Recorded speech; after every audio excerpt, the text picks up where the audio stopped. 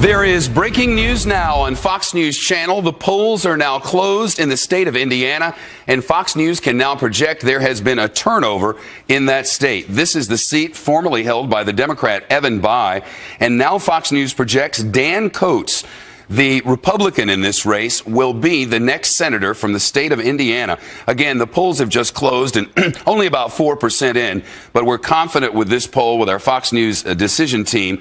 Dan Coates was in the House for 8 years and in the U.S. Senate for 9 years. He's an establishment candidate if there ever was one. Brad Ellsworth, the Democrat, was running. He was pro-gun. He was anti-gay rights. He was everything you could be down a basically conservative or Republican straight line. Ran against an establishment candidate, and this goes against the narrative of the entire night. All of that said, it's a gain or a turnover for the Republicans as the Republicans pick up a Senate seat in the state of Indiana. Also, Fox News can now project in the state of Kentucky, the polls are closed. This is the former Senator Jim Bunning's seat, which he vacated, and we now project Rand Paul has won the U.S. Senate seat from the state of Kentucky. That's a hold for the Republicans in that state. Many years he had bucked the trend Jim Bunning had, and now Rand Paul, the Tea Party candidate, has defeated Jack Conway, the Kentucky Attorney General, in his second run for Congress. Rand Paul, a Tea Partier, and the first Tea Party win of the night. Very much. Breaking news now on Fox News Channel. We're now able to make projection in the South Carolina Senate race, and Fox News projects this is a Republican hold. As expected, the Tea Party leader Jim DeMint wins re-election, defeating the Democrat Alvin Green. Also, we can project in the state of Vermont, the Democratic Senator Patrick Leahy holds on to his seat, defeating the Republican Lynn Britton. And also in South Carolina on the governor's race, which has been a very close one throughout, we can now say that this race between Vincent Shaheen and Nikki Haley is at this moment, after the polls closed just 9 minutes ago, still too close to call. We expect to have more on the South Carolina governor's race shortly. Just 6 seconds, the polls close in North Carolina, West Virginia, and in the state of Ohio. And now, Fox News projects the Ohio Senate race has been won.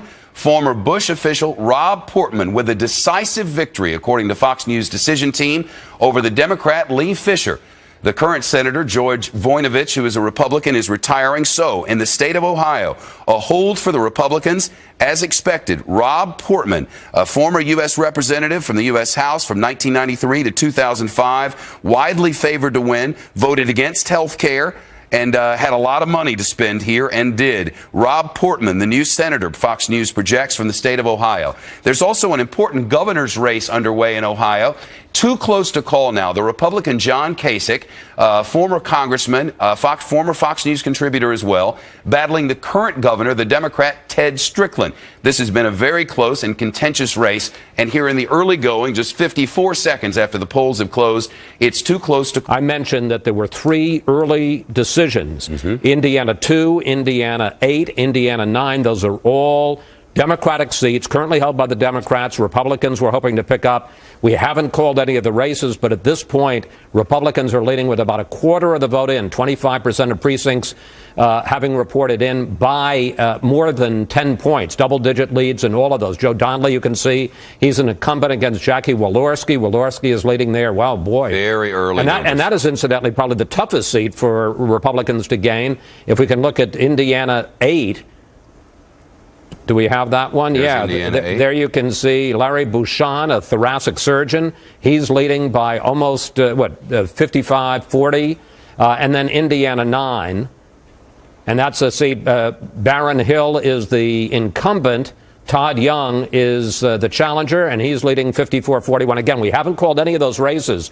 But if all 3 of those Democratic-held seats currently go to the Republicans, this could be the indication of a blowout. I've talked to some people who are looking at the numbers now, Shep, and they're saying this could be north of 60-seat Republican pickup, which would be the biggest pickup early in the evening, and we're just talking, projecting, but this could be the biggest pickup since 1948 for either party.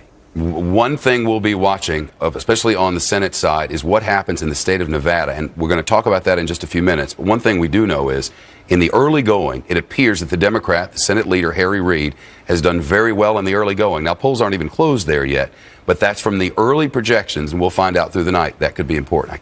Looking forward to talking to you here and on the Fox Broadcast Network. And the trusty whiteboard. And the trusty whiteboard. Your penmanship? Exactly. Analysis gets an A. Chris, you're the man. Thank you. Well, polls in the first set of states closed in the 7 p.m. hour, and Fox News is projecting the first Republican Senate victory of the night. Republican Rand Paul, backed by the Tea Party, will win the battle for Kentucky's Senate seat and defeat Democrat Jack Conway. This is a big win for the Tea Party and Republican reformers who fueled Paul's first-time candidacy. Fox News can also project tonight's first Republican pickup in the Senate. Republican Dan Coats will win the open Senate seat in Indiana, defeating Congressman Brad Ellsworth. This is a return to the Senate for Coats, who retired in 1998 and was replaced by Senator Evan Bayh, who dropped out earlier this year. We can also project that Republican Senator Jim DeMint of South Carolina will be elected to another term. This conservative favorite and potential 2012 presidential contender faced Democrat Alvin Green, an unemployed unknown who won his party's primary without campaigning. Fox News can also now project that Senator Pat Leahy of Vermont will be elected to an unprecedented sixth term, representing the Green Mountain State. His opponent, Republican Len Britton, never posed much of a threat. In Ohio, Fox News projects that Republican Senate candidate Rob Portman will win decisively in his contest with Lieutenant Governor Lee Fisher. Portman, a former congressman from the Cincinnati area and the budget director for President George W. Bush, dominated this contest to replace retiring Republican George Voinovich. The race for Ohio governor, a lot of eyes on this one, is still too close to call. Republican John Kasich and Democratic incumbent governor Ted Strickland remain locked in one of the most hotly contested gubernatorial races in this nation. President Obama has made multiple visits to try to shore up the one-term Strickland against Kasich. This race has indications into the presidential election and beyond. Kasich, of course, a former congressman from the Columbus area. The race for South Carolina governor, also too close to call at this hour. Republican Nikki Haley and Democrat Vince Shaheen are locked in a tight battle right now. Haley, the daughter of Indian immigrants, was one of Sarah Palin's first mama grizzlies, and she faced a series of attacks in her primary and general runs, including accusations of marital infidelity, which she denied, and some tax problems. That'll do it for now, Brett. Back to you. The millions of Americans who cast votes around the nation, this is it. We'll get new results in 6 seconds. 5, 4, 3, 2, and 1. And here we go. It is now 8 p.m. in the East, and polls are now closed in 15 states. Fox News projects that Republican Marco Rubio will win the three-way Senate race in Florida. This is a major win for Rubio, beating Democrat Kendrick Meek and independent Charlie Crist. Crist fled the Republican Party after Rubio's grassroots surge put the nomination out of reach for the incumbent governor, who had supported the Obama stimulus. Meek's performance in this race was so weak that national Democrats, including former President Bill Clinton and reportedly the Obama White House, tried to convince him to drop out of the race in favor of Crist. Fox News can now project that Democrat Richard Blumenthal will emerge victorious in Connecticut's rough Senate battle between he and Republican Linda McMahon in this brutal and expensive contest in deep blue Connecticut. Blumenthal's exaggerations about his military service, McMahon's wealth from her family's pro wrestling business might have helped turn the seat to Republicans, but Democrats turned the WWE into a weapon against her. This seat currently was held by retiring Democrat Chris Dodd. And Fox News also now projecting that Democrats will hold the Senate seat in Delaware, where Democrat Chris Coons is defeating Republican Christine O'Donnell. This seat was considered an easy win for Republicans. I say easy win for Republicans until O'Donnell, a perennial candidate and TV commentator, defeated Congressman Mike Castle in the GOP primary by attacking Castle's more liberal stances. Many believed that Castle was a lock to win this seat over any Democratic challenger. It was not to be. This was the seat formerly held by Vice President Joe Biden. Fox News also projecting now that Kelly Ayotte will win the Senate race in New Hampshire, retaining that seat for the GOP. She is the state's former appointed attorney general She faced Democratic Congressman Paul Hodes, and she led steadily throughout this contest. This is not a huge surprise. She will be replacing retiring Republican Senator Judd Gregg. A projection now in Missouri's Senate race. Republican Roy Blunt will win handily in this contest against Democrat Robin Carnahan. Polls were once close in this battle between the heirs of two powerful Missouri political families, but the deep unpopularity of the Obama agenda in the Show Me State pushed 8-term Congressman Blunt over the top. And Fox News can now project that Maryland Senator Barbara Mikulski will win re-election handily over Republican Eric Wargoats in this very Democratic state. This will be Mikulski's 5th term. Another non-surprise in Alabama's Senate race. Fox News can project that Republican Richard Shelby will cruise to re-election over Democrat William Barnes, an attorney, political newcomer. This will be 5th term for Shelby. And finally, Fox News is projecting that New Hampshire Governor John Lynch will win re-election in his bid for a 4th two-year term, defeating Republican John Stephen. Republicans tried hard in this race, but moderate Lynch's popularity in the end, too much to overcome. We've got an election alert right now. We're going to call some races. We have a call in the Georgia Senate race. Republican Johnny Isakson beating Mike Thurmond. Not a surprise there. Also, we have a number of races too close to call. In the Pennsylvania race, the race between former Congressman Pat Toomey and Democrat Joe Sestak is too close to call at this hour. Democrats have poured money into this bluish state, and President Obama made multiple visits there. The seat's held currently by Democrat Arlen Specter, who was defeated by Sestak in May's Democratic primary. Now, the race for President Obama's former Senate seat in Illinois, also too close to call at this hour. Republican Mark Kirk and Democrat Alexi Giannoulias are still locked in that tight battle, and you can see right there, too close to call. The race between Republican Bill Bradley and Democrat incumbent Governor Pat Quinn in Illinois, also too close to call right now. In Florida, the gubernatorial race, and this is a hot one, between Republican Rick Scott and Democrat Alex Sink, too close to call. We're watching it. This is an important race also for 2012 and the prospects for President Obama there.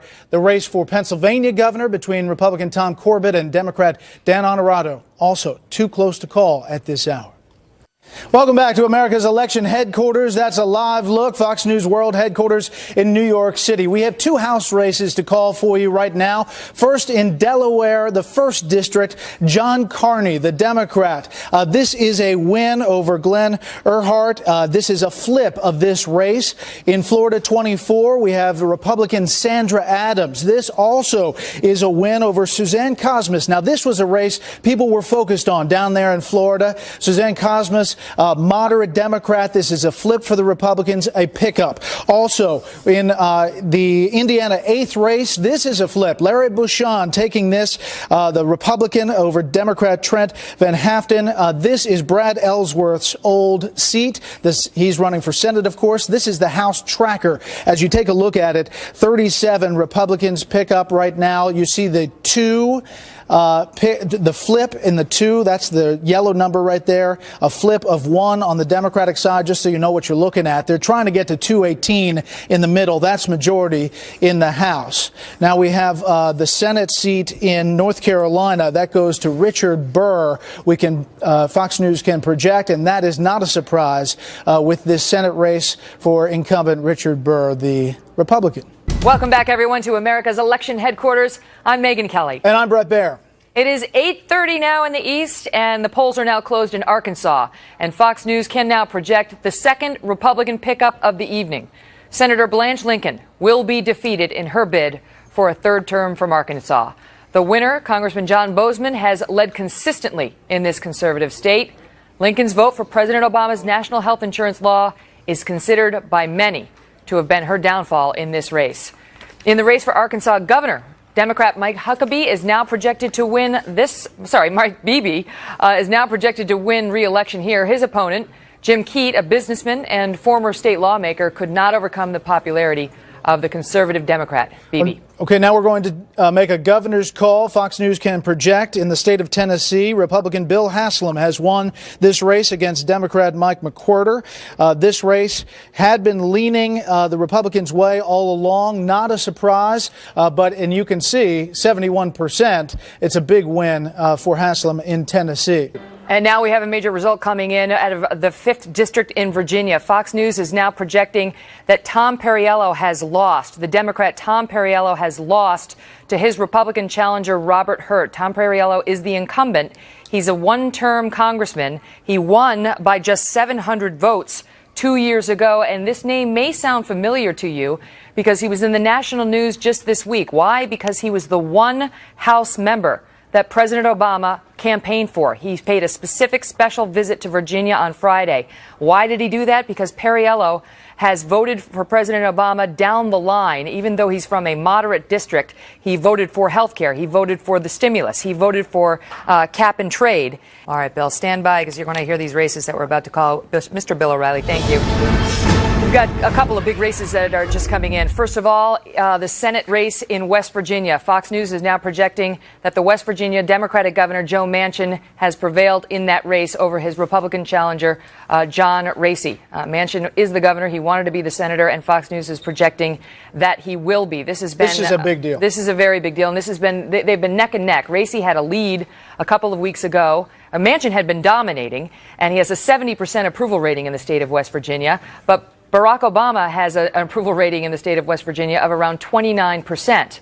That was dragging Manchin down in this race. And John Racy was doing an effective job of tying the two together, Manchin and President Obama. Then Manchin fought back once his poll numbers really started to fall, put out an ad of showing him literally shooting a rifle at President Obama's cap and trade bill, and made the point repeatedly in debates and otherwise that he is no President Obama and that he will vote in the interests of the West Virginians when he goes to Washington.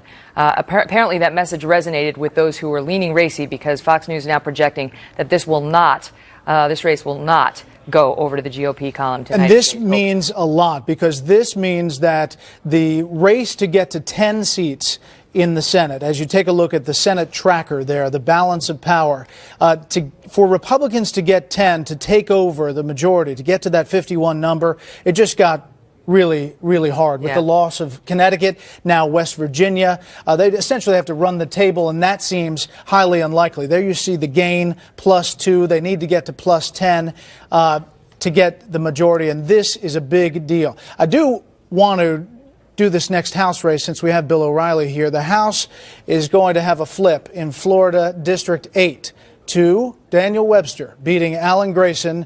There you see the percentages. It's a big win for Daniel Webster. Predicted that? And Bill O'Reilly predicted it. Karma. There's an election alert just in, a call to make. Fox News projects that Republican Todd Young will win in Indiana's 9th district. This is a big race for the House in Indiana. Barron Hill, a 5-term congressman who lost in 2004, came back in 2006. He was fighting hard to hold on to this. This is seen by many as a bellwether. A lot of political watchers said this is a race to watch to see how good a Republican night it will be. Barron Hill is going down to defeat pretty significantly at this point, 54-40 in that race. Now let's go over to the Senate. A call in the Senate. This is not a surprise at all. Republican Senator Tom Coburn keeping his seat, beating Democrat Jim Rogers. We're going to check in with Campaign Carl, who's been tracking all of this over at our touchscreen. So we got to do the balance of power. We're going to do the balance of power first. That's right. You got to follow the rules here. This is the House tracker. This is what so far Republicans have picked up 55. Of course, all 435 seats are on the table in the House. There you see the net gain, +6 for Republicans, +1 for Democrats. They're trying to get to the middle there, 218 to take the majority. That's how that graphic stands up. And Megan, back to you. Yes, and you may be surprised to learn we're going to go over to Campaign Carl Cameron now, who's been tracking all of this for us. Carl. Surprise, surprise, Megan. You know, you talk about Indiana in these House races. These really were the bellwethers, and it's not just the 9th district where Barron Hill has just been defeated. That particular race has been going back and forth for a tremendous amount of time, but also right next door to it was what they call the bloody 8th district, and there we saw the Republican win, and in that particular seat it had been vacated by Brad Ellsworth, who ran for the Senate and lost tonight against Evan Bayh. Now, what we do want to look at is the significance of this West Virginia race. The win by Governor Manchin is important for a number of reasons. Republicans today began to point out that Governor Manchin calls himself a social and fiscal conservative. When he gets to Washington, Republicans are pointing out that it's only a 2-year period that he'll be in the U.S. Senate because he's filling out the term of the late Senator Robert Byrd. He'll be up again in 2012. Republicans now saying that in this race, when Joe Manchin gets to Washington, he'll be voting with Republicans anyway, against health care or for health care reform repeal, against cap and trade should it ever get to the Senate, and much of the rest of the Obama agenda so that Joe Manchin can protect himself for a 2012 reelection. Brett, Megan. Hey, Carl, in West Virginia, does this big win for Manchin bode well for other House races in West Virginia? It does, as a matter of fact. There's a couple of races in West Virginia that we're watching very closely, and let's take a look at those now. You've got the Mollahan seat up here. This was a seat, the very first congressman to get defeated earlier in the year, and it's very much up for grabs. And then down in the 3rd district of the southern part of West Virginia, also very much in play, an open question now whether or not Joe Manchin may have some coattails to help Democrats and prevent Republicans from those pickups. They are races to watch very closely, and Republicans have had edges. Okay, Carl. We're going to go back out now to Times Square for our next calls of the night. Fox News can now project 3 big wins for Democrats in New York. The Fox News decision desk projects that Democrat Andrew Cuomo will win the governorship of New York, post once held, of course, by his father Mario. Cuomo's Republican opponent Carl Palladino showed early promise but collapsed under the weight of his own gaffes, according to some. And in the special Senate race in New York, Fox News is projecting that incumbent Kirsten Gillibrand will be elected to serve the remaining 2 years of the term begun by Hillary Clinton 4 years ago. Gillibrand is defeating former Republican Congressman Joe DeGuardi. Not a huge surprise there, but he had made a run of it for a while there. For the full term in the Senate from New York, Fox News can also project that Democrat Chuck Schumer will defeat novice candidate Republican Jay Townsend. This will be Schumer's 3rd term. It's also interesting, Schumer could be in line to be Senate Majority Leader if Harry Reid loses in Nevada later tonight. Exactly. Fox News now projects that Republican John Hoeven will win the Senate race in North Dakota. This is not a surprise, defeating Democrat Tracy Potter. This is a gain for Republicans, as Hoeven, the popular governor of the state, will replace retiring Senator Byron Dorgan. Fox News also projecting that Republican Sam Brownback will win the race for governor in Kansas against Democrat Tom Holland. Brownback gave up his Senate seat to make this run. He'll replace Democrat Mark Parkinson, who had been lieutenant governor to Kathleen Sebelius. And also Fox News is now projecting that Jerry Moran, Republican, will win the Senate race in Kansas against Democrat Lisa Johnson. He will replace Senator Brownback. In South Dakota, Fox News can project that John Thune will be reelected. No surprise there. Democrats did not field a candidate against this potential 2012 presidential candidate, so it's really not much of an alert. I like how we have a check mark. Well, yeah, I'm sure that Senator Thune appreciates that as well.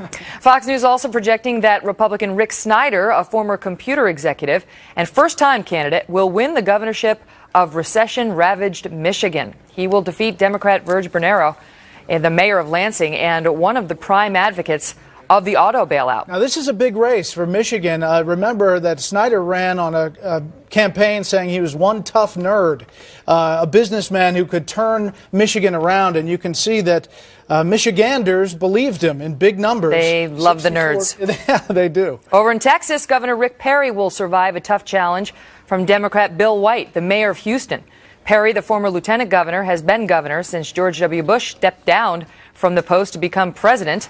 And in Wisconsin, the Senate race between first-time candidate Republican Ron Johnson and 4-term Democratic incumbent Senator Russ Feingold is too close to call. Still too close to call in Wisconsin's race out there. That's an interesting update. Also too close to call in the governor's race in Wisconsin between the Republican Scott Walker and Democrat Tom Barrett. Still too close to call. A lot of those races will be following all throughout the night.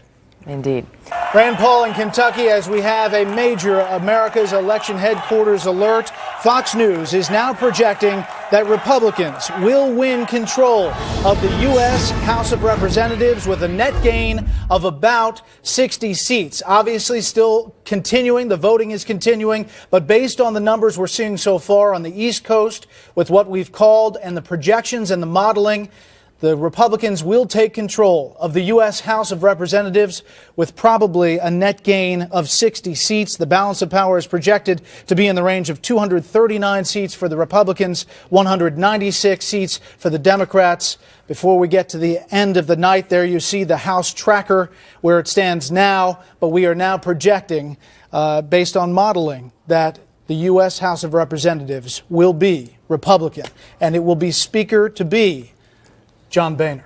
And just into Fox News, 4 governor's races we have to call right now. In Oklahoma, Fox is projecting that Republican Mary Fallin has beaten Jerry Askins, the Democrat. This is a flip. This was the race in which Mary Fallin played the so-called mom card during the debate, mentioning that one of the things that qualified her for this position was that she's the mother of 6 children. Her opponent had no children. That led to a debate on whether that was appropriate. The voters of Oklahoma apparently not having any problem with it. In Maryland, Governor Democrat Martin O'Malley, this is the Maryland governor's race. Martin O'Malley keeping his seat, beating Republican Bob Ehrlich. He took the seat from Ehrlich. He will retain it tonight. Off to South Dakota we go, where Republican Dennis Daugaard beating Democrat Scott Heideprim there. You can see the margin pretty significant for the Republican, 64% to 36% based on what we're getting so far.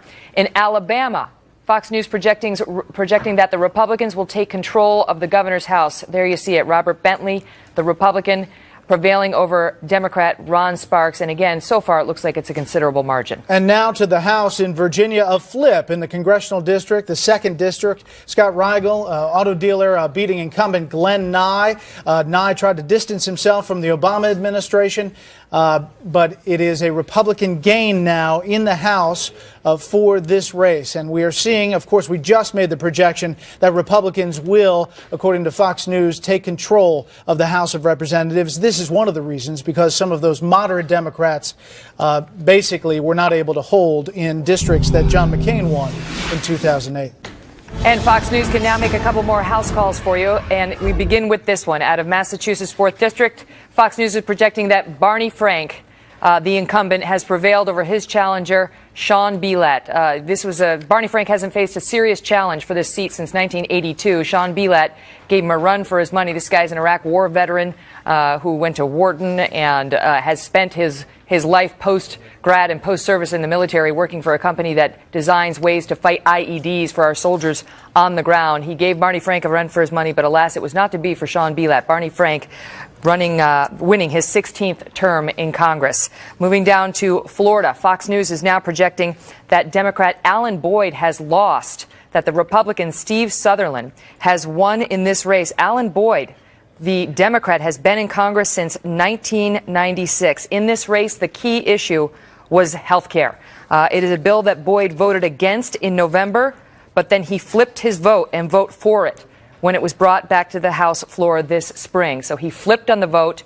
This was a bill that was not popular in that particular district, and Steve Sutherland reaping the rewards tonight. So far, looks like by a considerable margin. Another big House race out of New Hampshire we want to bring you an update on now. Fox News projecting that the Democratic incumbent, Carol Shea Porter, has lost to her Republican challenger, Frank Ginta. Again, Carol Shea Porter is a hero to some on the left. She has unabashed liberalism, essentially. She enjoyed a 3-to-1 cash advantage in this race, at least at the end of August. But she voted for health care, which again was not popular in this particular district. She rode Democratic waves to victory in 2006 and 2008 in a district that has long leaned right. And she took that risky vote, and in part, it could be what cost her seat tonight. Nonetheless, the Republican taking that seat, Frank Ginta. Now, a Senate call for you. We have incumbent David Vitter holding on to his seat in Louisiana, beating Democrat Charles Mélenchon in Louisiana. Now, this was a race that Democrats thought they could have when Vitter got his name showed up in a D.C. Madam's address book. He had a solid opponent, but Vitter holding on with big numbers early in Louisiana. Welcome back, everyone, to America's election headquarters. We're going to take a look now at some races that are still too close to call. In Illinois, the race for President Obama's former Senate seat, Republican Mark Kirk against Democrat Alexei Giannoulias, still too close to call. This has been a tough-fought battle between these two gentlemen. Mark Kirk exaggerated his military service and took some hits in the polls for that. Alexei Giannoulias had his family bank closed for mob ties, so the Illinoisans had a tough choice in this race. So far, we're not able to project the winner. Over now to Pennsylvania, where Democrat Joe Sestak is running against Pat Toomey, the Republican. This is to fill the seat once held by Arlen Specter. First time in 30 years Specter hasn't been on this ballot. Joe Sestak, of course, beat Arlen Specter in the primary, and now that race is still too close to call. Toomey had been ahead, but Sestak surged in the end. Normally, this would probably, they say, have gone Democratic, although in this year, anything's possible, and going into this race, Toomey was slightly ahead, so we'll wait to see what's happening in Pennsylvania. Can't call it yet. Now we head to Wisconsin, where the Democrat incumbent, Russ Feingold, is in the fight of his political life to keep his seat against Republican Ron Johnson. Johnson had been exceeding Russ Feingold's numbers in the polls, but again, right now, it is still too close to call there. He was expected, at least according to the polls, to do rather well tonight. That was a bit of a shock because for a long time there it was presumed that Russ Feingold would hold this seat, obviously very closely tied to the White House and has been campaigned for by not only President Obama, but by Mrs. Obama as well. So we'll see. Still too close to call right now in Wisconsin. Those are just three of the races we are watching very closely for you tonight. Brett?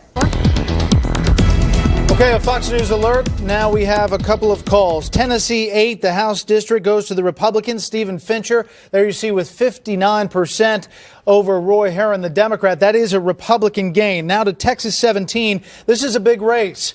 Chet Edwards, longtime congressman, is losing. He will lose. Fox News projecting that the Republican Bill Flores will pick up this win. Chet Edwards, longtime congressman, senior appropriator. He was actually briefly touted by House Speaker Nancy Pelosi as President Obama's running mate potential. But Chet Edwards will not be heading back to Washington. This is a Republican gain tonight. Quickly to the House tracker as you look at all of the numbers.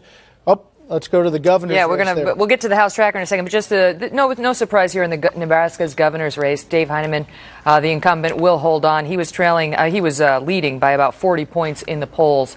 So not a huge surprise there, but the Republicans retain control of the Nebraska's governor's race at the House. You are looking live. Times Square, Midtown Manhattan, the crossroads of the world. Polls just closing, and Fox News can now project that Republican Senator John McCain will win his fifth and he says final term in Arizona.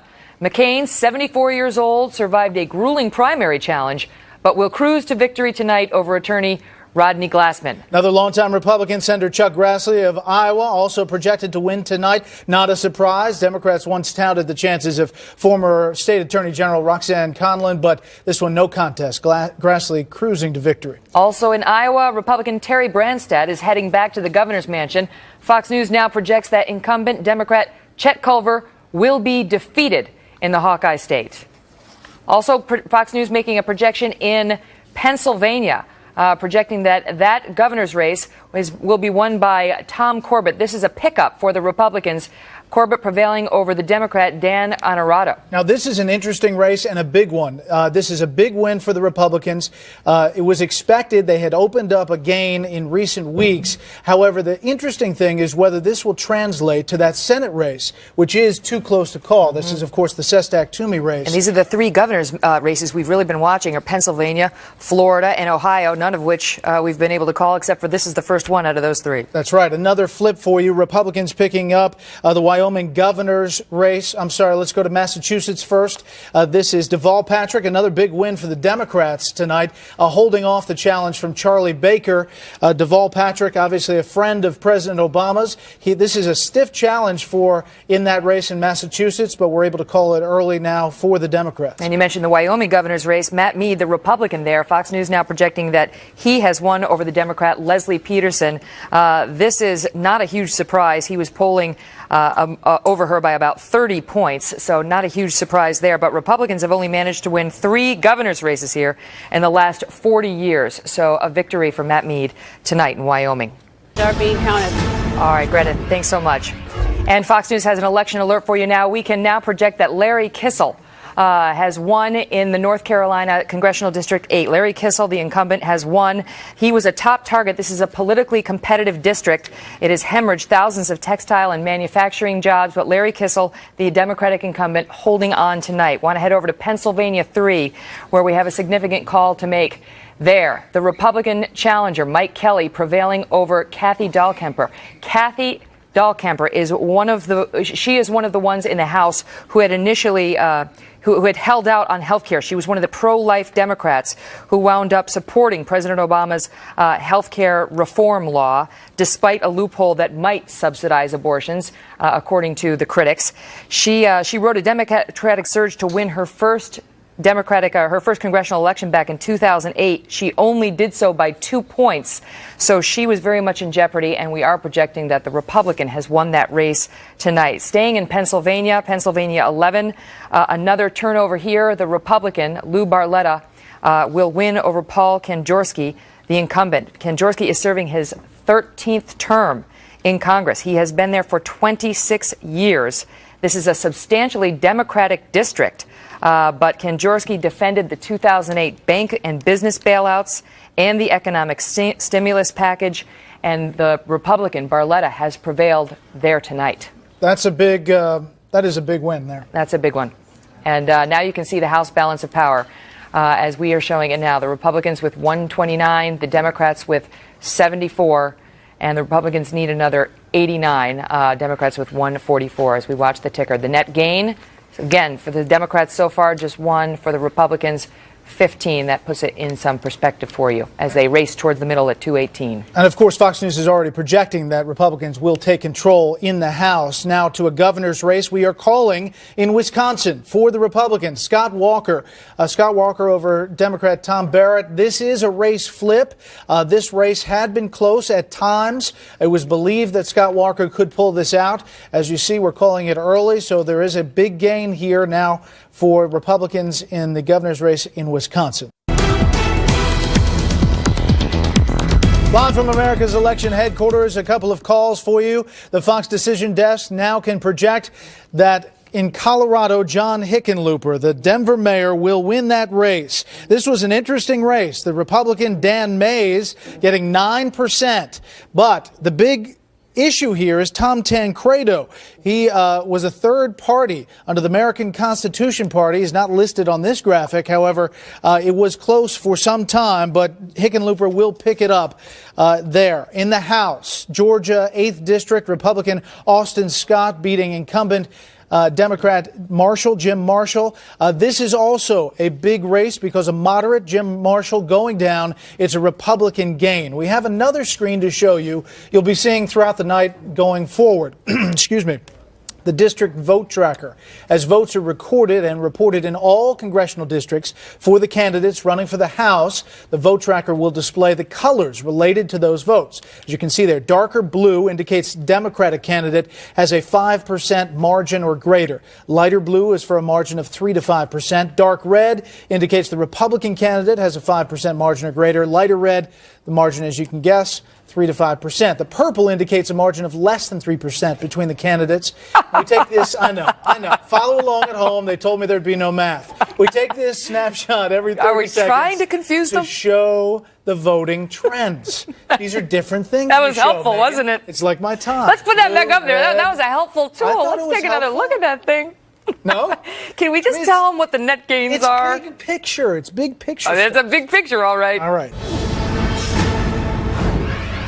This is an election alert. We have a couple of races to call for you. First, Pennsylvania 7. This is a flip, a gain for the Republicans. Patrick Meehan taking this over Brian Lentz. Now we go to Pennsylvania 10, also a flip for the Republican. There you see Thomas Marino over Chris Carney. This is a big race. Carney won the Republican-leaning 10th district in 2006, but his vote for health care reform and the stimulus package, he voted against the bank bailouts and the energy bill, but he is going to lose tonight. Also, Louisiana 3. This is a flip as well. Jeff Landry picking up in the Bayou as the Republicans continue to add up. And in Maryland 1, also a Republican flip, Andy Harris beating incumbent Frank Cradaville. Now, this is a big race. In fact, I was just down in this area a couple of days ago, talking to the Republican National Campaign, the RNC chairman. He was campaigning with Andy Harris. They had a sense that it was moving their way, but Andy Harris is the winner in this race against Frank Cradaville, who's serving his first term. in that race. He voted yes on cap and trade, but voted no on health care. That's right. Welcome back, everyone, to America's election headquarters, and we've got some race calls for you now, starting in Utah. Fox News is now projecting that the Republican Mike Lee has won for the Senate race there, prevailing over the Democrat Sam Granado. The most notable thing about this race is actually the Republican primary that preceded it. Lee was able to knock off three-term incumbent Senator Bob Bennett at the GOP convention, which was dominated by conservatives, and Bennett was really roundly condemned for his lead role in TARP and his co-authorship of the health care reform bill. Bennett lost his seat. Mike Lee tonight prevailing in the race for Senate in Utah. And now also in Utah, Fox News is projecting the Republican Gary Herbert has won the governor's race there by a margin of 51-46, prevailing over the Democrat Peter Caroon. This is one of the states, by the way, that is suing the federal government over the health care reform law. This is a big issue in that state. Still early, but we're projecting. Projecting at this point. And Fox News also projecting some House races for you, including in Michigan, where you can see projecting that the Republican, Dan Benishik, has prevailed over Gary McDowell in that state. Again, the margin so far looking at 52-41%. Also moving on to Mississippi. The first congressional district there, Fox is projecting another win for the Republicans. Alan Nunnally prevailing there over Travis Childers. You can see by the margin of, so far, pretty considerable. Moving on to Ohio 18, Fox News projecting another Republican win over the Democratic incumbent. The last one was a win over the incumbent as well. Bob Gibbs winning there, according to our projections, over the Democratic incumbent Zach Space. So now this is a big one. This is a moderate Democrat who could have held on to this seat, and the Republican Bob Gibbs pushing him out. He's a two-term moderate, Zach Space. He was really hoping that he could pull this out. And the jobs are key in Ohio in particular, and that was something that was very much at issue in this race. Our decision team watching all the races across the country as the results come in. Quickly to Carl Cameron, watching them as the balance of power is shaping up, Carl. The decision team crunching the numbers, going through the data. There you see the Senate chase. Still unclear whether or not Republicans can get to that majority or not tonight. The House obviously looking for as many as 60. They are taking in the streams of data, looking at the numbers in all 500 races, 435 House, 30-plus senators and governors. This is our Vice President and Managing Editor from Washington, Bill Salmon. It's a deliberative process. Folks always complain you don't go fast enough, Bill. How do you do it? This is where the sausage is made. We start out early in the night with the exit polls. As we get further into the night, we get real vote counts, real precincts telling us how real human beings have voted, which is a lot more preferable.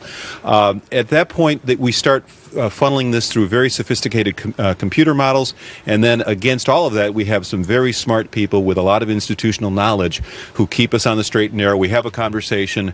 We try to find that sweet spot between being aggressive and being cautious, and we want to get it right. Let's talk to one of those smart guys who tries to be aggressive but cautious, Chris Stirewalt, our politics editor on the .com. What is happening with the East? You know, Carl, we have to interrupt to make this call, and they may have just pushed return there, but Ron Johnson is the winner. Fox News can project in Wisconsin, Ron Johnson, the U.S. Senate winner over Russ Feingold, the incumbent. Now, he's a liberal. He fought hard. The White House really came out for Feingold, a three-term senator, took office in 1992. But Ron Johnson, a businessman who really took fire in the polls. Republicans thought this was going to happen, and now we can call it, even with just 30% in. And another big race to call for you out of South Carolina. Fox News projecting that Nikki Haley, the Republican, has won that race over the Democrat Vince Shaheen. This was a hard-fought battle, and a lot of mud was slung. Two men coming out at the last minute, signing affidavits purporting to have had affairs with Nikki Haley, something she vehemently denied, and that was never actually proven. There were also some questions about tax problems that Shaheen made much of with respect to Nikki Haley's family clothing business, and on it went. Nonetheless, Nikki Haley prevailing, according to our projections, as the South Carolina governor tonight. And we were so rude. The decisions were coming from the decision desk in that room with Carl Cameron. Sorry to interrupt, but those are two biggies, Carl. Meanwhile, back at the Brain Trust, Chris, we were talking about this Republican sweep on the East Coast, or some serious gains. Give us a little bit of the background of how it's unfolded. Well, it's been fascinating to watch in places like Virginia, Pennsylvania, these sort of blue-collar, working-class districts, places that you didn't expect to see Republicans some time ago. Now, boom, all of a sudden, this is a Republican year for them. So as you look at the models and you look at how things play out, it gives us some hints about some things maybe we can't tell you right now, but we're going to be telling you after a while. We've seen some fiscally moderate blue dogs get knocked off, some Democrats in McCain districts where Obama wasn't able to win in 2008. There's the possibility of seeing some of the more senior House Democrats getting knocked off.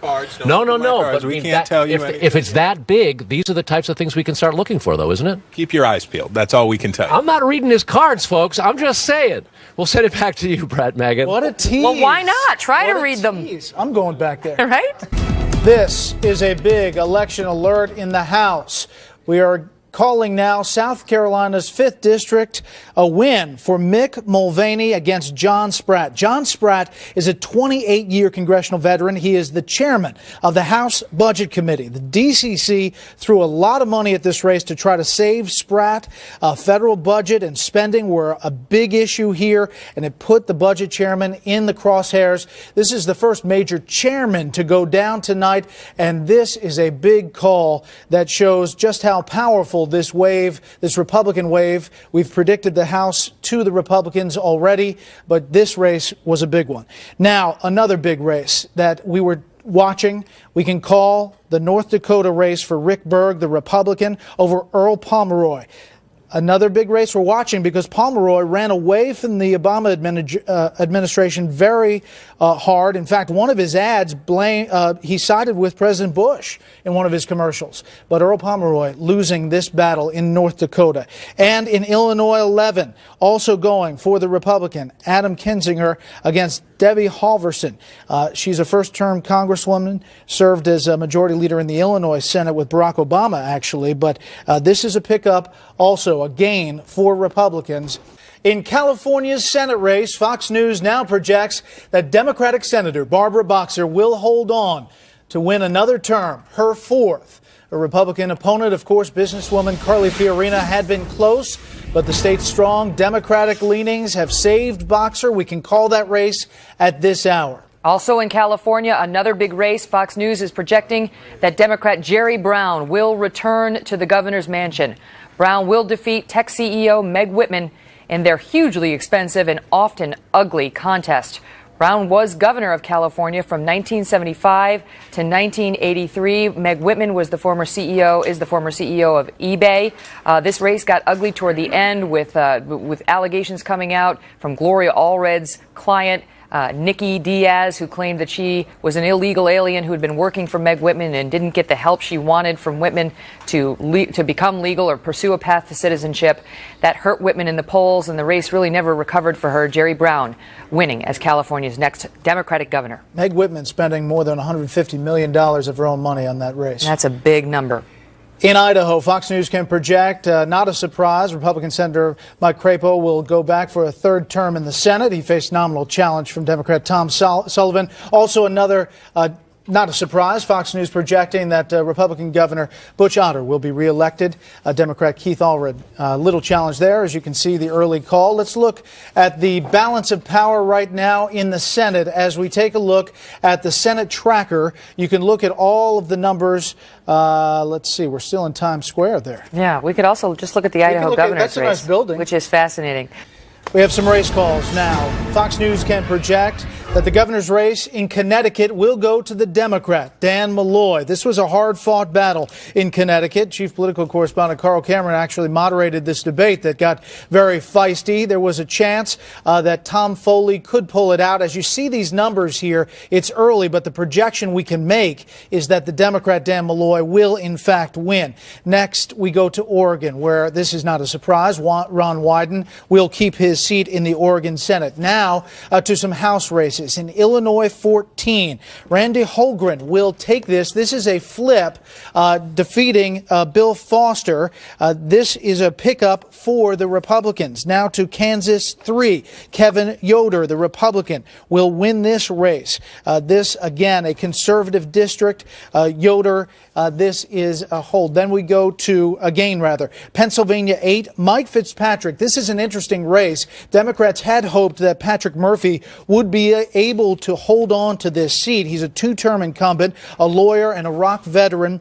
He won in 2006, but he did vote for health care. The health care vote may have cost him in this election. Now we go to Ohio 15, Steve Stivers. This is a pickup against Mary Jo Kilroy. She was seen very vulnerable Democrat, and this is a pickup in Ohio. We obviously have a lot of races in Ohio we are tracking, namely the governor's race there. We've already called the Senate race in Ohio, the House tracker. As you look at the House races, you can see the stack as we have now, 173 for the Republicans, 117 for the Democrats. Again, 218 is the majority.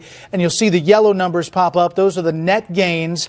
And the Republicans at this hour have a 34 net gain. Need officially 39 to take control of the House of Representatives. We've already projected that Republicans will control. We just don't know the number. It continues to add up throughout the night, and it could be very big. Yeah, we'll wait to see. In the meantime, we're going to check in with our chief political correspondent, Carl Cameron. He has more on how tonight's races will affect the balance of power in D.C. Hey, Carl. Megan, what I want to do is I want to show you really what the atlas looks like now in the House, broken down by the districts. That is an immense amount of red and still races to come. We talked about how New England had been completely devoid of Republicans for the last 2, really 4 years.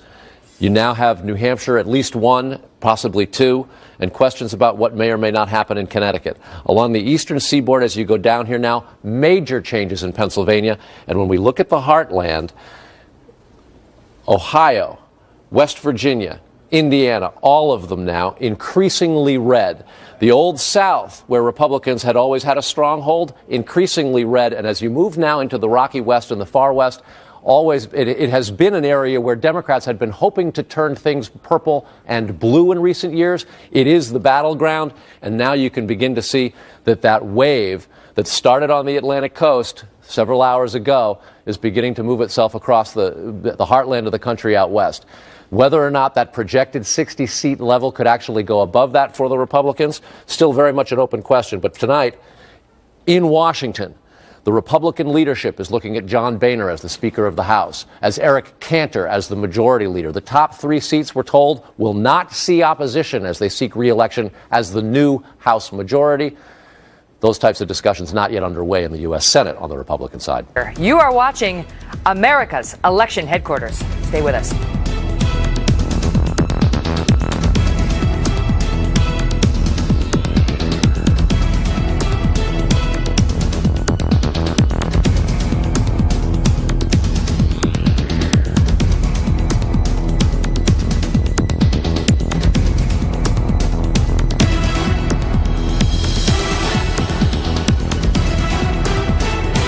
Live at America's Election Headquarters, we have another call for you, this time out in New Mexico. Fox News can project that the New Mexico governor's race will go to Republicans. Susana Martinez. Martinez is not only the state's first female chief executive, but the nation's first Latina woman governor. She is an up-and-coming star. We could be seeing a lot of her in years to come.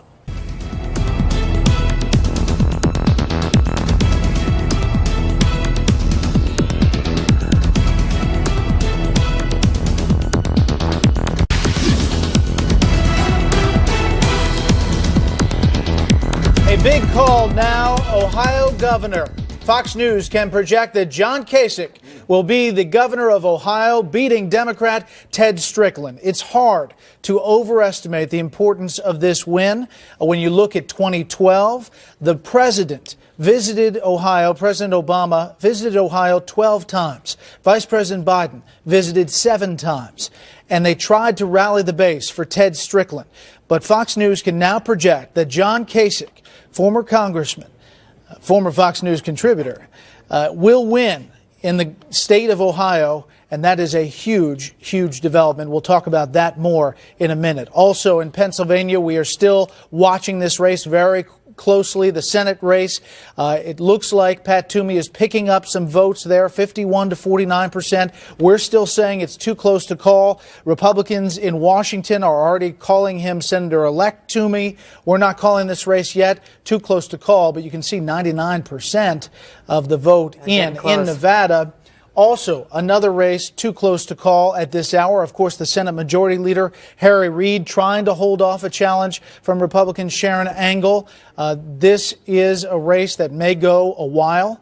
And in Colorado, also a Senate race too close to call, one of the most expensive in the country. And there you see the early total with Michael Bennet, the incumbent, 49% to Ken Buck, 45%.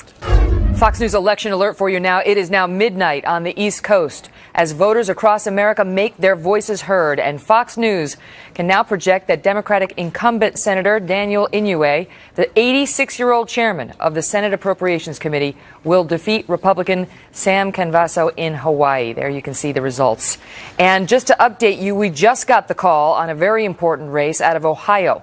Fox News now projecting that the Republican John Kasich has beaten the incumbent, the Democrat Ted Strickland. John Kasich, now the governor-elect of the state of Ohio. Now to Nevada, where it is too early to call this race. Senate Majority Leader Harry Reid fighting to keep his seat. This is one Democrats are watching very closely. We'll obviously watch it as well. It's a big race, and Democrats are hoping that Reid can pull this out in Colorado. It is also too early to call in Colorado. If we go to the Senate race there, Michael Bennet is the incumbent. Ken Buck hoping to take this seat, and it had been very close all along. Some $30 million has been dumped into this race from all kinds of folks, and Ken Buck is counting on some of those outside districts and some of the moderate districts to come in for him. We do want to make a call here. Yeah, we've got a couple of big ones coming in right now. Beginning with this one out front in Nevada. We are starting in Nevada, where Rory Reid, the son of Senator Harry Reid, has lost his bid for the State House. He will not be the next governor. Brian Sandoval wins that race. But I want to get on to the next one, which we've been waiting on all night, and that is the Pennsylvania Senate race. Fox News is ready to project now that the Republican, Pat Toomey, has won this seat. This is Arlen Specter's old seat. Arlen Specter, who was once a Republican, then switched parties, became a Democrat, thinking he was going to lose in the primary. He wound up losing to Joe Sestak.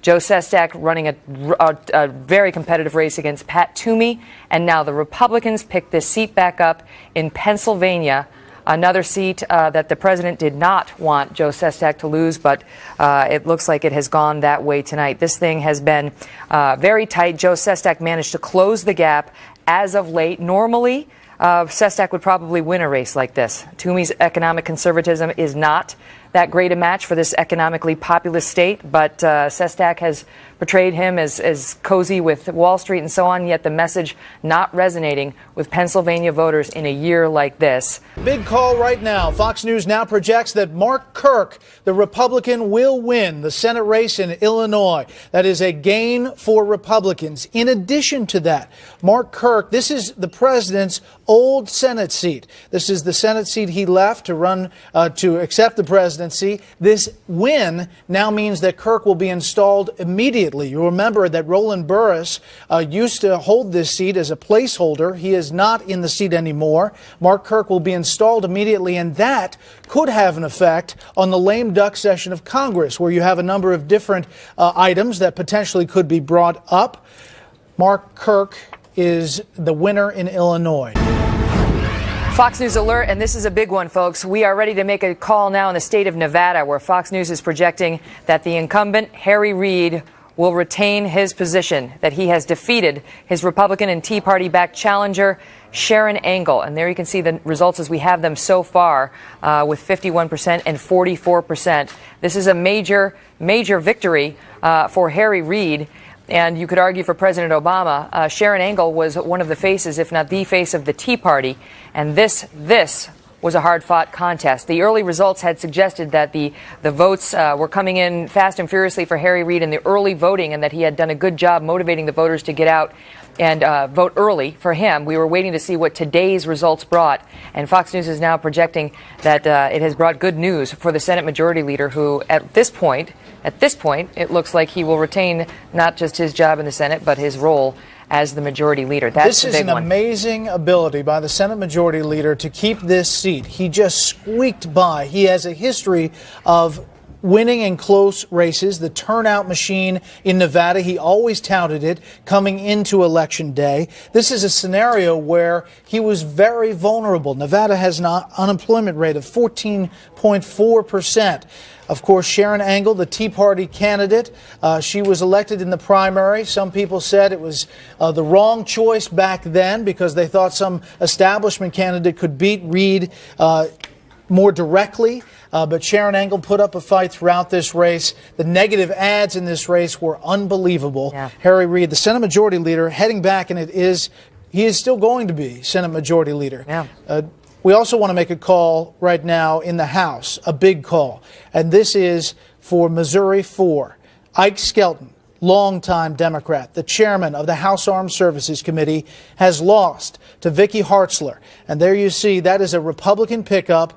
He is a longtime Democrat, and he's the second chairman tonight to lose. There's John Spratt in South Carolina, who is the House Budget Chairman, and now the House Chairman of the Armed Services Committee going down. Here's the balance of power in the House as it stands right now. 212 Republicans, 145 Democrats, and the gain you see in the yellow, the pickup, the net gain, 51-2. That's where it stands right now, and we're not finished counting.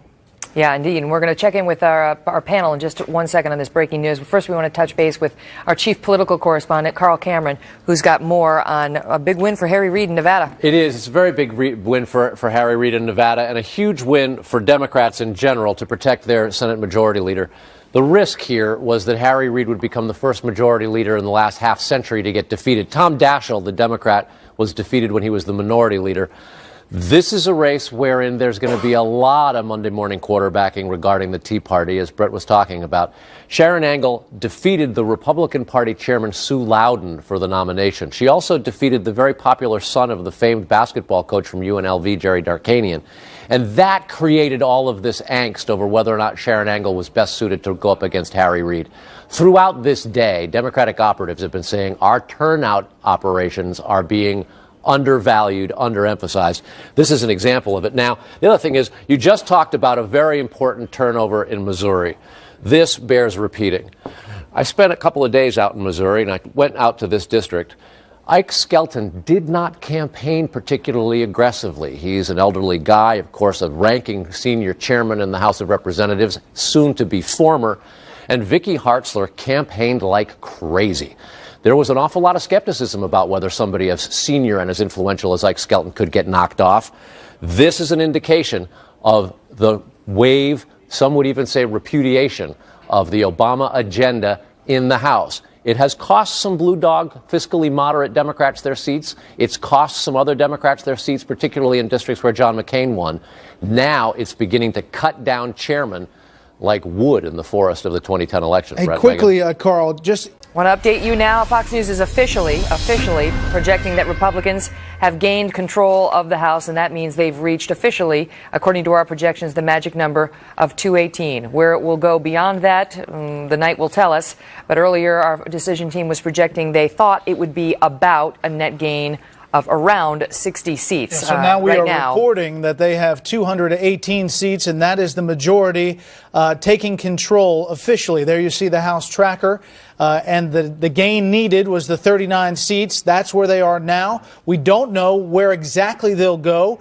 We've projected 60. It could go higher as we see all of these races come in. Right now, Republicans, who we've called, plus 53, Democrats, plus 2. And a look at Colorado. Too early to call this race, according to our decision desk. They're looking for a closer look at what's happening tonight in all of those different districts inside Colorado. Right now, as you can see, Ken Buck, the Republican Tea Party favorite there in Colorado, up by 3 percentage points. 49% of the vote in, waiting on some different aspects of this race to see if we can make a call. Welcome back, folks. It is now 1 a.m. on the East Coast, 10 p.m. on the West Coast, as America witnesses a shift in the balance of power in the nation's capital. Polls just closing in Alaska, where there is a three-way race for the seat. The Senate seat, Democrat Scott McAdams, Republican Joe Miller, he's the Tea Party-backed candidate, and write-in candidate Lisa Murkowski, who is the Republican incumbent, who was ousted in the primary but insisted on running as an independent. They are all battling it out now for that Alaska seat. And still too early to call in Colorado, or we just told you about that race. Also, Washington State. There you see Colorado, watching that one closely. Washington State, Patty Murray with a slight lead, but this one could go down to the wire. We could be watching this one for a while. As you look at the Senate balance of power, it's getting closer for Republicans picking up seats. They're not going to take the majority in the Senate, but they could pick off another race in Washington, potentially. We'll watch that one. This is Alaska. We are just starting to get hard numbers in Alaska, and right now, write-in is winning with 39%. Write-in, of course, is the incumbent senator, Republican Lisa Murkowski, who lost in the primary. At least we think that's who's winning. There are about 160 names that were filed for write-in, but we assume that the 39% is likely Murkowski. But there you see Republican Joe Miller, the nominee, at 34%. This could take days, folks, to find out who wins in Alaska. Welcome back, folks. 1:33 here in the East, and we've got a few races we are just not able to call for you yet, but an interesting development in the Alaska Senate race, where you can see right now just 34% of the vote is in, but according to that, the write-in candidate, or just write-in candidates, are winning. It's 40% for that candidate or candidates. We don't know who it is. We presume it's Lisa Murkowski, who is the incumbent, the Republican, who lost in the primary, the GOP primary, to Joe Miller, but refused to drop out. According to what we have so far, Miller is in second place with 34% of the vote. And the Democrat, Scott McAdams, who some of the Republicans started to worry late in this race, has got about 25% of the vote thus far. The race still too close to call. Same situation in Colorado. It's too close to call out there, where Michael Bennet, the incumbent, is running neck and neck with his challenger, Ken Buck. He's a DA. Ken Buck is out there, and Michael Bennet is the incumbent. There has been more money poured into this race from outside groups than any other race. $23 million poured into this race by both sides. One of the divisive issues among many is the health care reform bill. Buck has called for repealing it. His opponent, Michael Bennet, feels quite differently, and Ken Buck, has got the support of the Tea Party. Too close to call. Up to Washington State, where the incumbent Patty Murray is leading right now, according to our projections, with 61% of the vote in. But Dino Rossi not far behind. He was the Republicans' best hope to take down this long-standing incumbent in the U.S. Senate. She is, I think, the fourth most powerful Democrat on the Senate side, and it was an important seat for the Republicans. We just don't know how this race is going to come out yet. So there are 3 Senate races, important ones, not yet able to call. As soon as we know more, gotten up from the anchor desk and moved over to, I really think that's the billboard, technically. I had to stretch. I know. Because Carl wasn't here and Bill left. My legs are crippled under this desk right now. I was just stretching out. I do want to show you some cool things here. In the balance of power, we've been talking a lot about the Senate race. And obviously, as it stands right now, 49 Democrats, 46 Republicans. That's how it stands right now. Let's do this. Let's go to what if. These are the Republicans. These are the incumbents right here. This is what has changed as of now. Now, you see in the gray here, Colorado, Washington, Alaska. Now, we know for a fact if Lisa Murkowski or Joe Miller win, this will be a Republican seat, essentially, even though Lisa Murkowski would be independent, a write-in candidate, essentially. She would caucus with the Republicans, so that becomes a red seat eventually, if you say that the Democrats not going to pull that out. Then you're up to 47. Let's say Ken Buck pulls out the win in Colorado. Then you're up to 48. Now you've got Washington. You just had William Lajeunesse there. Dino Rossi could close the gap in some of these counties that are still coming in. It's still possible that he pulls out this win. Then you hit Washington, and look at that. You've got 49, 49, and 2 independents that caucus with the Democrats. That's a split in the Senate. It is a huge, huge deal. Now, when you take a look at the races that we've been watching, the Senate races. Now, William Lajeunesse is right up here in Washington talking about Patty Murray and Dino Rossi. Here's the split right now. You see about 17,000 votes between the two of them. Here's the history of this. Back in the presidential race, this was a huge Democratic state. Washington went to Barack Obama by 18 points. The last time Patty Murray ran for, oops, there's 2 nether cuts. What are they doing there? I don't know what they're doing there. There they go. The last time Patty Murray ran, that's back in 2004. She was a big winner by 12 points. So that's just some of the history as you look at this vote total coming in. Her big support comes obviously from Seattle, as you can see the blue, and I really like the blue and the red. It helps me tell the story, Megan. It's working for me here, yes, I got to admit. One more thing. I want to go back to the big picture here and some of the races in the House races as we look at races to watch. Here is Pennsylvania, and you can see how this has changed. This has changed. These are all red. Some of these races are still blue seats.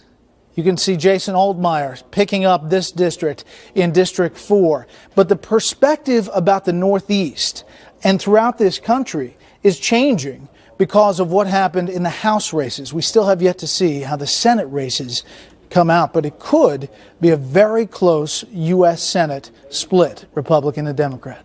So interesting. I did pretty well. You did very well, Brett. I got to say, nicely done. And what is it? 140. Yeah. Tip of the hat to Time you, brother. for coffee.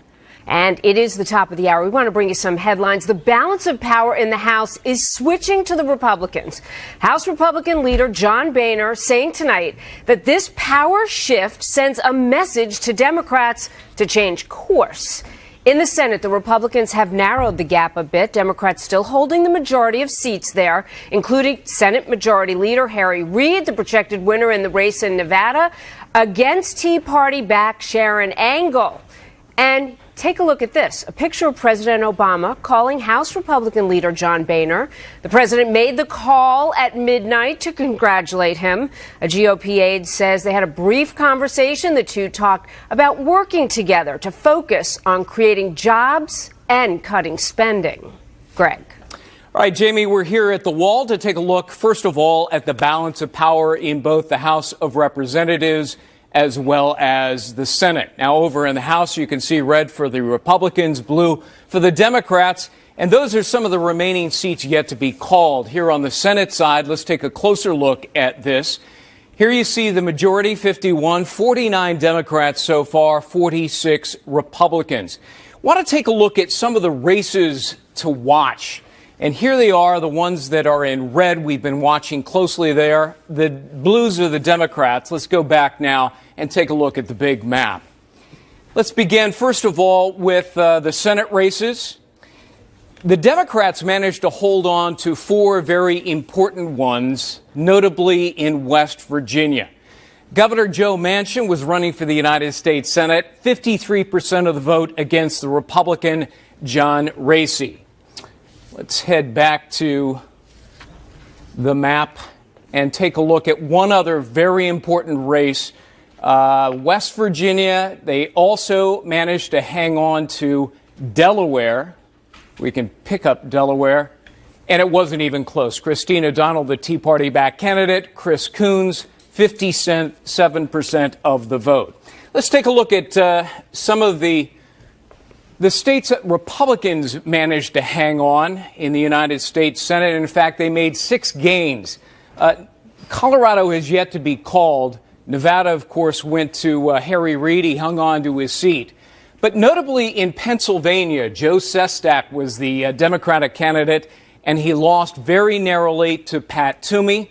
Also want to take a look at the state of Illinois. This was an important state for Democrats to hold on to. They failed to do so. Mark Kirk, the Republican, managed to pick up. So in all, 6 Republican gains in the United States Senate. The Democrats held on to 4 of their seats. We're going to have more from the map here, and we'll talk about the gubernatorial races as well as the House races. Jamie? Greg, I know you had an announcement also about Hawaii. Yeah, let's go to Hawaii. We had announced earlier that Senator Daniel Inouye won re-election to the United States Senate. Now we have the gubernatorial race, and the Democrat Neil Abercrombie has won fairly handily over his Republican opponents. So, yeah, Jamie, we've been talking about the huge gains in the House of Representatives, historic gains, and obviously they picked up a net 6 seats so far in the United States Senate. But what about the gubernatorial races? Let's take a look at that. There are 3 really important states because they're big states with huge electoral votes. Why is that important? Because in 2012, whoever has won those states this year may have enormous influence among Democrats or Republicans, notably in Pennsylvania.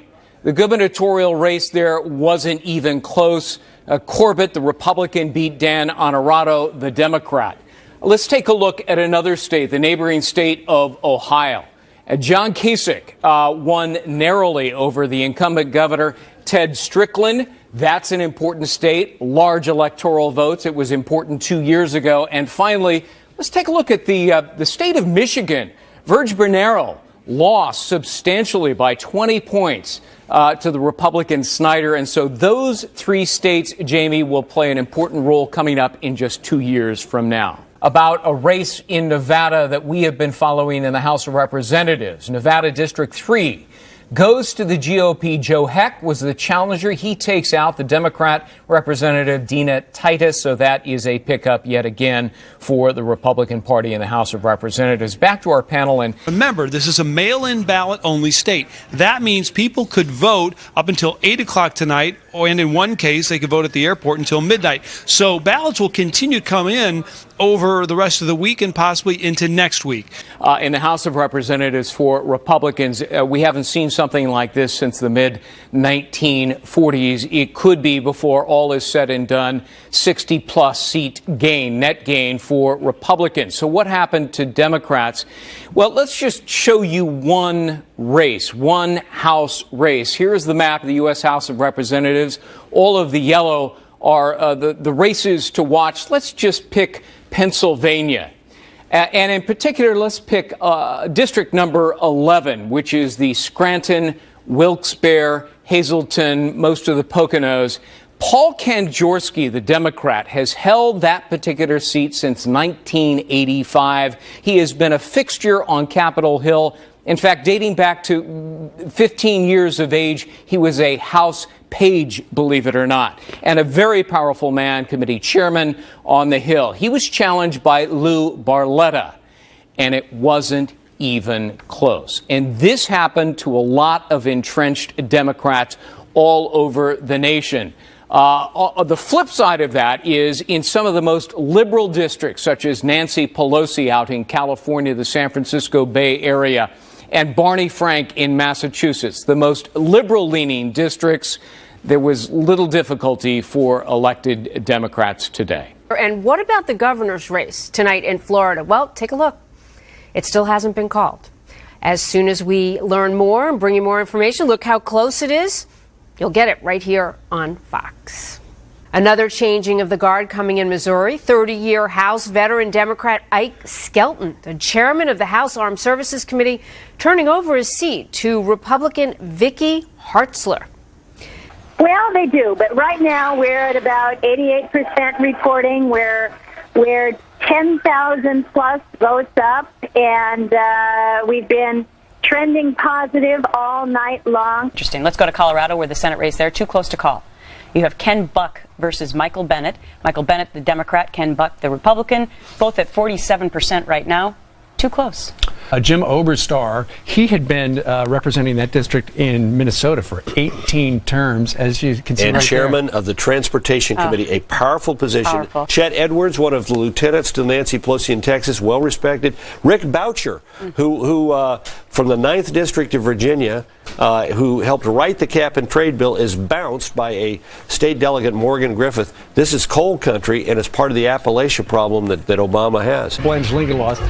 Take a look at this.